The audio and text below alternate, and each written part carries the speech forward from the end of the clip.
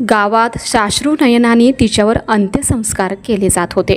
तिच्या पतीची अवस्था बिकट झाली होती। जड पावलानं तो लाडक्या पत्नीवरील अंत्यसंस्काराची प्रक्रिया पार पाडत होता।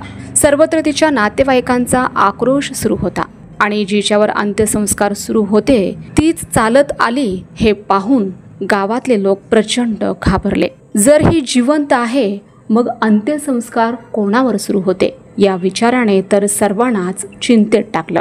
कोल्हापुरातील जयसिंगपुरात एका महिलेची चिता रचली जाऊन तिच्यावर दुःखी अंतकरणानं अंत्यसंस्कार सुरू होते आणि ही महिलाच स्वतः चालत आल्याने खळबळ उडाली आहे। जिच्यावर अंत्यसंस्कार सुरू तीच चालत आल्याने हा काय प्रकार आहे?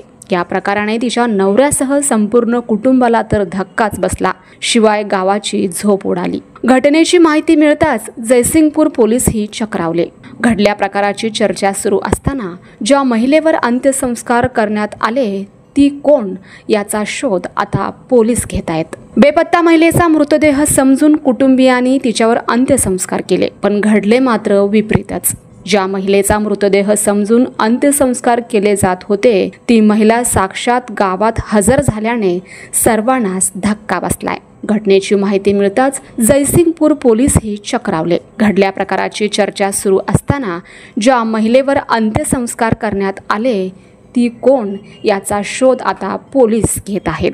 जयसिंगपूर शहरातून 37 वर्षीय गृहिणी बेपत्ता झाली होती। तिच्या पतीने जयसिंगपूर पोलिसात पत्नी बेपत्ता होण्याची फिर्याद दिली। तब्बल 10 दिवसांनी मिरज तालुक्यातील निलजी बामणी येथील नदीपात्रात एका महिलेचा काहीसा सडलेला मृतदेह पोलिसांना सापडला। खातरजमा करण्यासाठी बेपत्ता महिलेच्या पतीला पोलीस ठाण्यात बोलावण्यात आलं। मृतदेहाच्या अंगावरील खुणा आणि साडी पाहून मृतदेह आपल्या पत्नीचा असल्याचा सांगून प्रक्रिया पूर्ण करून मृतदेह ताब्यात देण्यात आला। मंगळवारी रात्री उदगावच्या वैकुंठधाम स्मशानभूमीत पै पाहुण्यांच्या उपस्थितीत या महिलेच्या मृतदेहावर अंत्यसंस्कार करण्यात आले। बुधवारी सकाळी रक्षा विसर्जनही पार पडलं। दरम्यान पै पाहुणे मित्रमंडळी सांत्वनासाठी घरी गर्दी करू लागले। कुटुंब दुःखात बुडालेले असताना अचानकपणे बेपत्ता महिला बचत गटातील कर्जाचा हप्ता भरण्यासाठी हजर झाली आणि गावच चक्रावून गेलं। आपण आपली समजून दुसऱ्याच महिलेवर अंत्यसंस्कार केल्याची माहिती मिळताच संबंधित महिला पुन्हा गायब झाली। त्यामुळे अंत्यसंस्कार झालेली महिला कोण असा सवाल निर्माण झालाय। घटनेची माहिती जयसिंगपूर पोलिसांना मिळाल्यानंतर पोलिसांनी खातरजमा करून महिलेची शोध मोहीम सुरू केली आहे। काही दिवस बंद असणारा तिचा मोबाईलही सुरू झाला।